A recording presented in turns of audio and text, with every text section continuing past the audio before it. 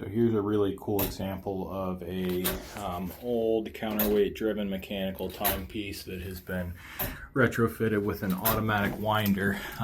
So rather than having somebody come up here and crank the counterweight back up through a cable, this has been fitted with a sprocket drive that basically just tags onto the gear set in the same way that the original, which would have been here, does. So it's interacting with a different shaft but putting force in the same way.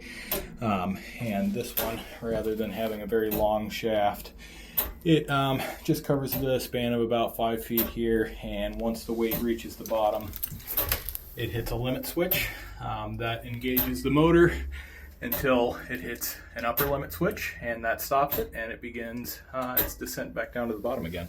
So I'm going to cheat. We're already most of the way down, but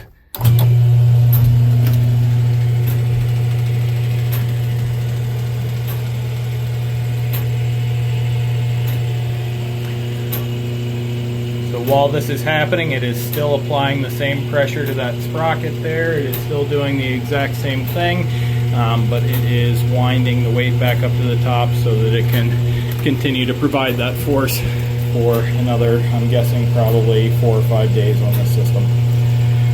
Once we hit this upper limit switch, it should just stop in place and go back to gravity doing its job.